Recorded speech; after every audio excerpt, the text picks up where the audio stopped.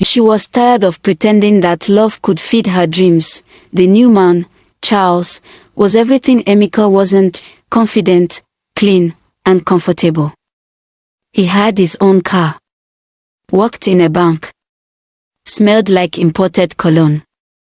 When he said let's go out, it wasn't to the booker down the road, it was to restaurants with napkins folded like swans. So when Charles held her hand and said, "A woman like you shouldn't be walking under the sun with a corn seller," Cynthia believed him. She didn't look back.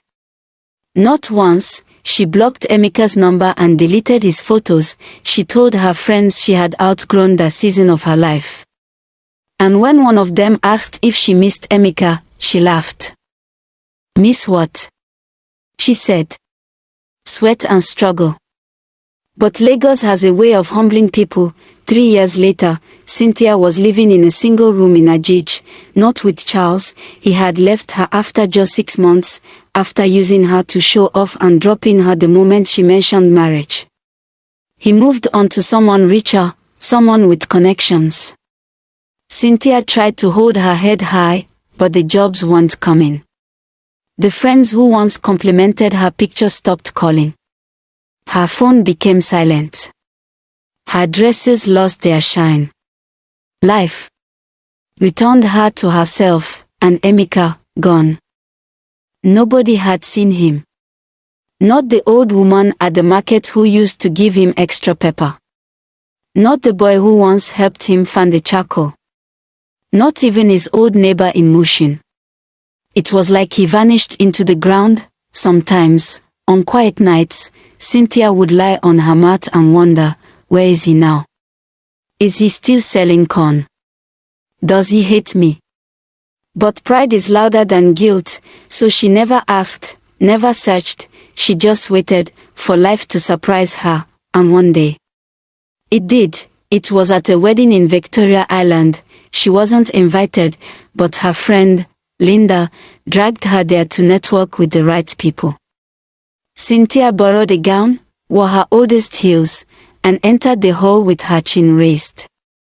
The music was loud. The drinks were flowing. Everything sparkled like a dream, and then she saw him. She almost didn't recognize him. Tall, neatly shaved, wearing a black native attire that hugged his chest like it was tailored by angels. A wristwatch that gleamed like gold. And beside him, a quiet driver holding his phone. It was Emeka, but not the Emeka she knew. This one looked like he owned the world. Cynthia froze. Was this real? He turned slightly. The eyes met, and he smiled, a small smile. Gentle. As if nothing had happened. Then he nodded, and continued walking, as if they were strangers. Cynthia couldn't sleep that night. She lay on her mattress, still in her borrowed gown.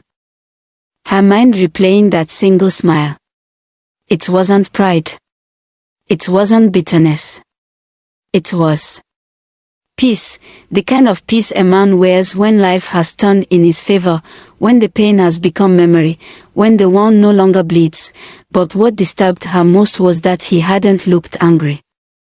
He hadn't looked hurt. He had simply smiled and walked away. The next day, she called Linda. "Do you know that man from the wedding?